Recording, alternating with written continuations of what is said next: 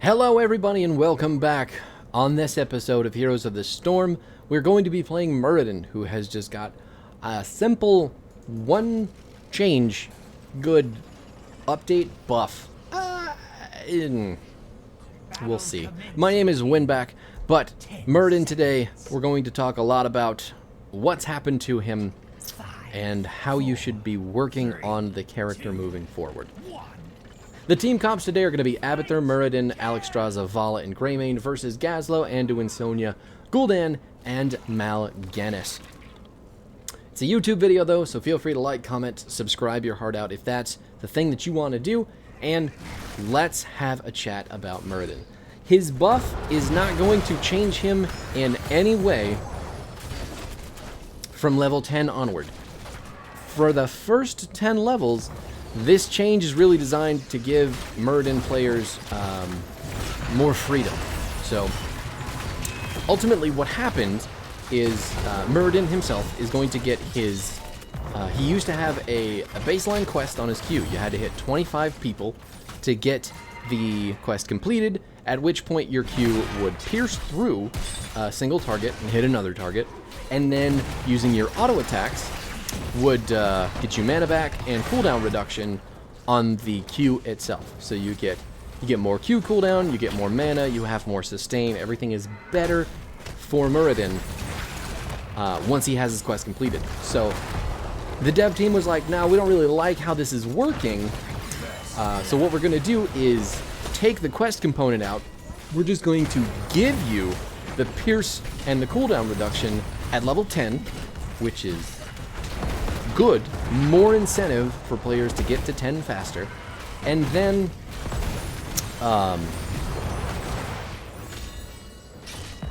yeah, no, that's it. You got quest completed at level 10, everything's fine, then you're a real boy.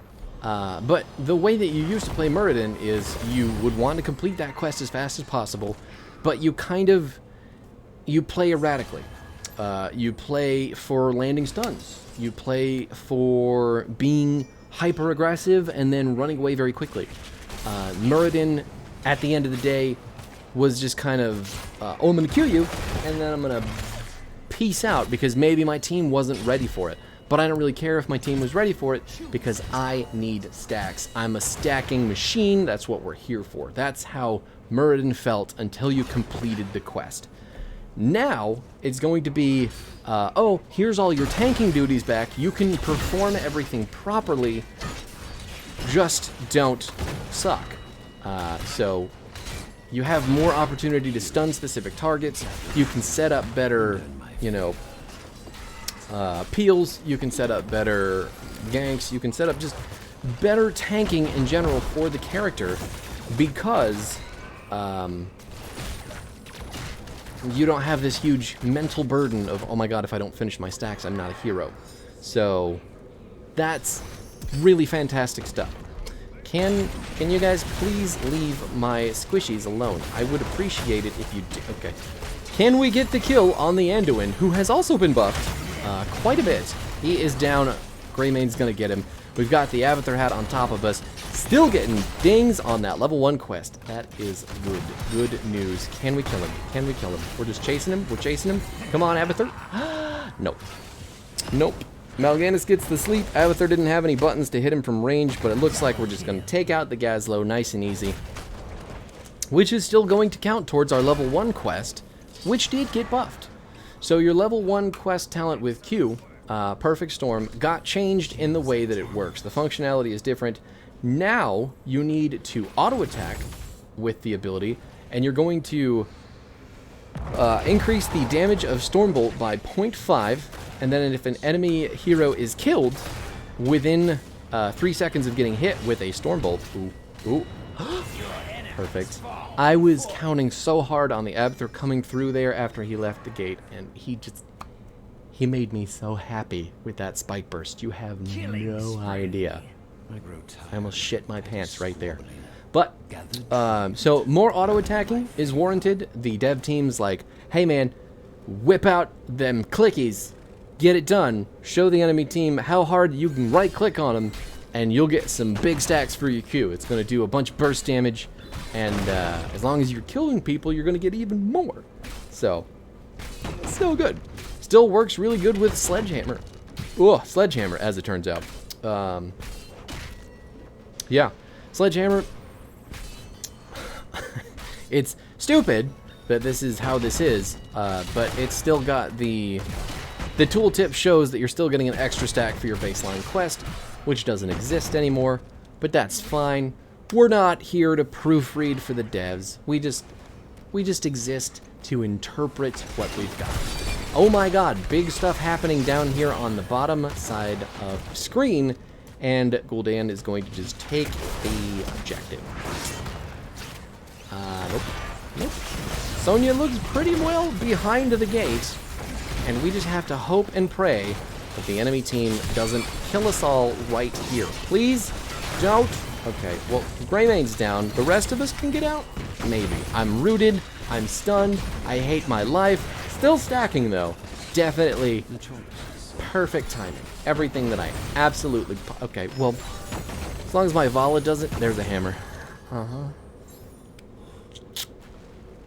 Well, as it turns out, everything went worse than I thought it would. So, not the worst timeline for sure, but definitely not a good one.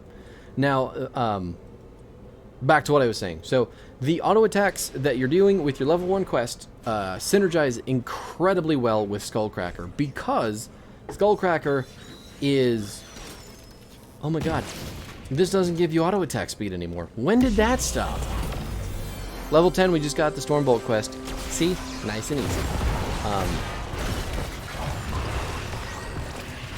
I swear to God, Skullcracker gave you attack speed for the longest time.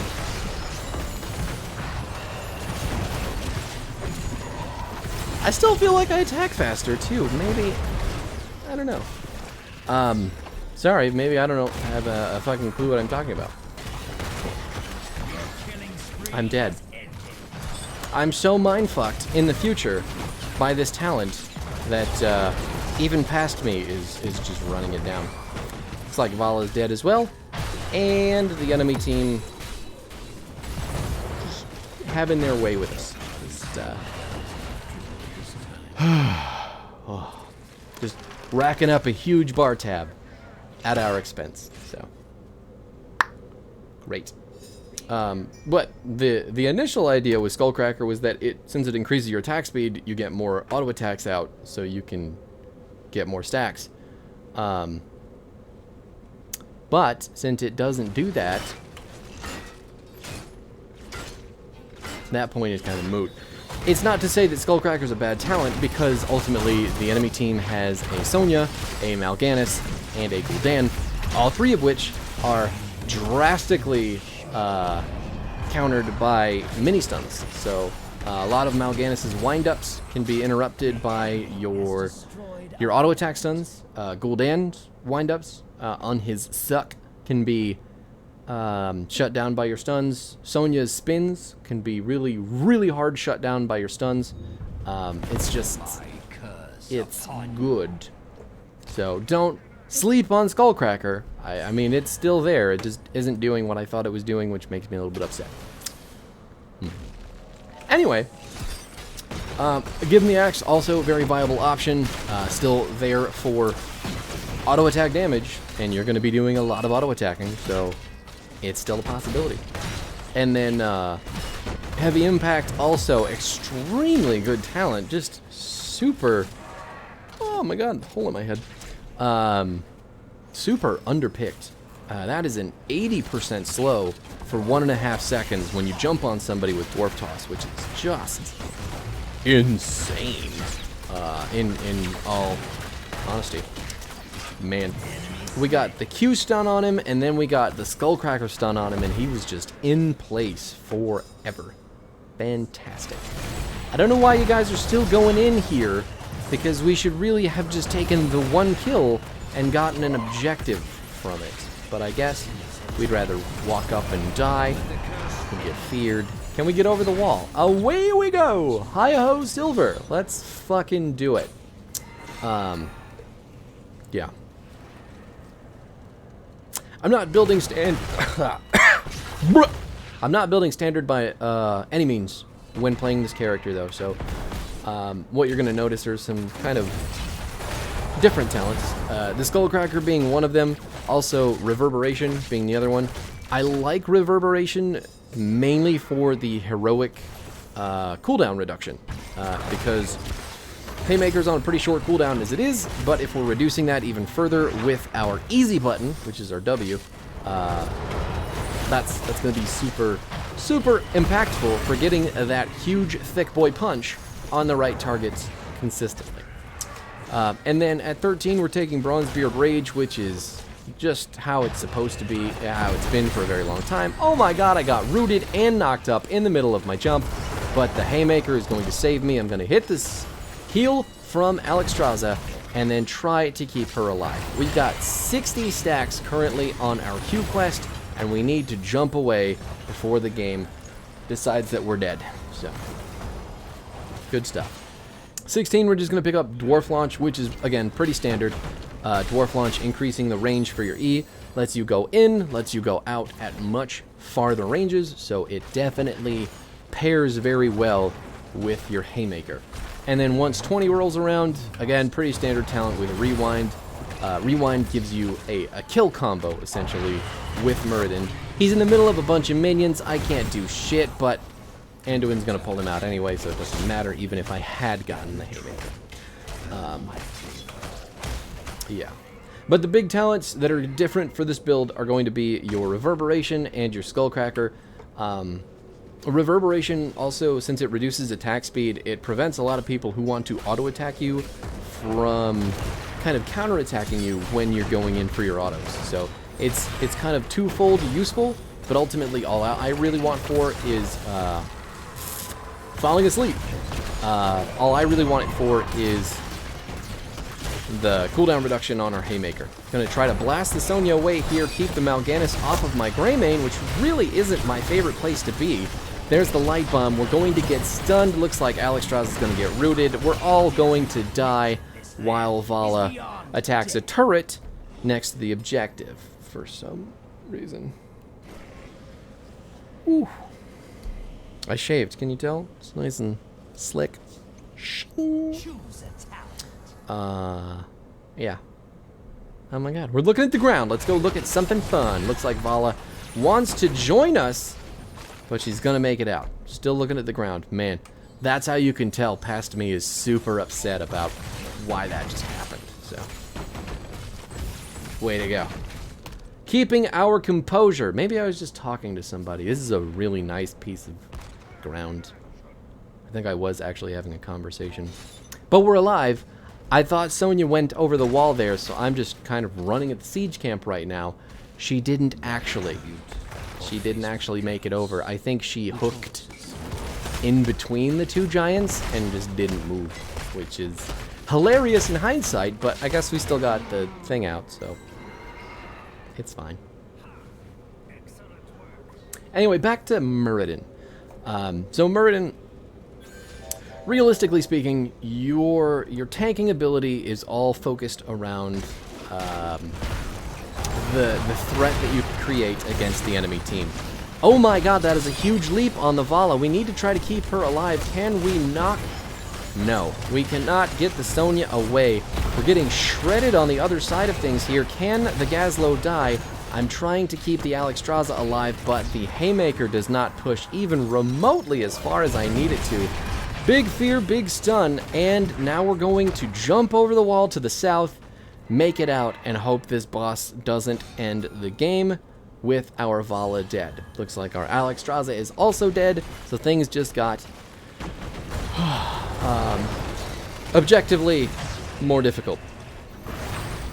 Ooh, fuck your root. I can jump real far. Now, when I'm describing Muradin as a threat in tanking, since he does so much damage and he has so much disruption, again, you can kind of think of him the same way that a person would for Mal'Ganis. I can't believe he sat there forever and I got slept and couldn't stop him. But you can dive into places very heavy and create a lot of really angry disruption. He is just He actually got haymakered mid-pull from the Anduin, so we just shining heaven fisted him into his soul. And now the enemy team is looking like they're ready to throw the game. As I jump in, she jumps in on me with the light bomb, and then the tiny little pull from the Anduin is just going to infuriate me even more. So we're jumping forward, we're going to blast them into the nether. I swear to God. No, there's no way we're leaving this. I don't care how much health we have. Trying to get my passive to proc here so I can get a little bit more health. I missed the Stormbolt, but Abathur Muradin is ready and willing to continue the chase. There's the stun. Let's give Anduin a nice send-off to the nether. Boss is up in, I believe, like 20 seconds. Yeah, 20 seconds to go on the boss.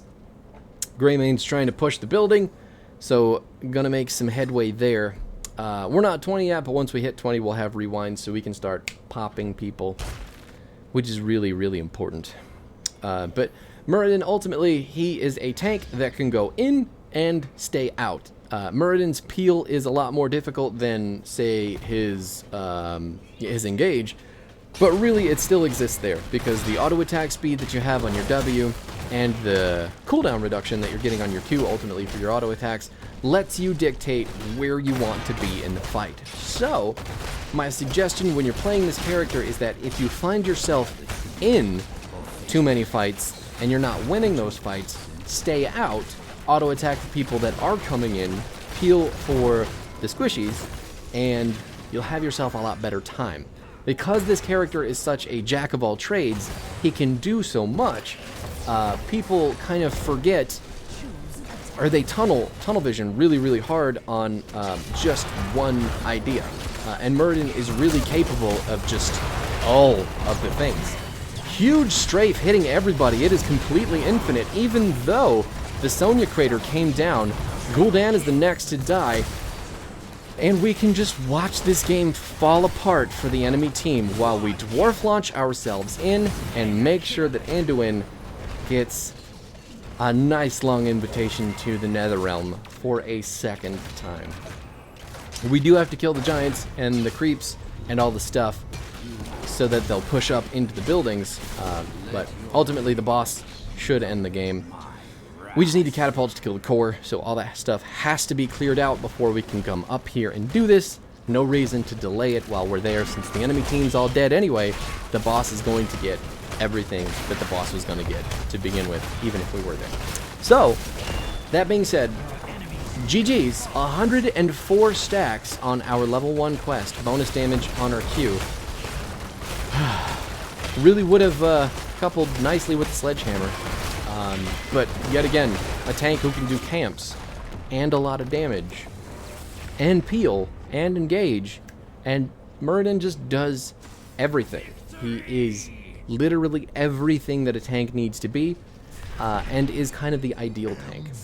Now that ETC is as squishy as he is, Muradin really fits that role to just be like, I'm here to save you, or kill those guys. So it's good. It's really good. Feels good, man. Your Q, Perfect Storm, level 1, Reverberation at 4, Skullcracker at 7, Haymaker at 10, Bronzebeard Rage at 13, 16 is going to be Dwarf Launch, and then 20 will be the Rewind. Welcome to the new Muradin build. It is probably not the standard thing. This character has diversity, it exists, but you don't have to be so pigeonholed with your Q quest anymore. You can be aggressive early, you can be defensive early now. You have options. So hopefully people will play this character more often. We'll see him a bit more. I'm hoping that all of the tanks get picked a little bit more, because some of these changes are pretty inspired with the way things are going. But we'll be back tomorrow. I'm not going to do Stitches, and I don't want to do Johanna either, because both of those tanks, I feel like we played them to death. The bug fix for Johanna is very good. It's going to let me use Falling Sword a bit more, have some fun with that. But, yeah. We'll do Imperius next. Imperius is the next up, And that character, hold on to your butts. It's going to be worth it. See you there.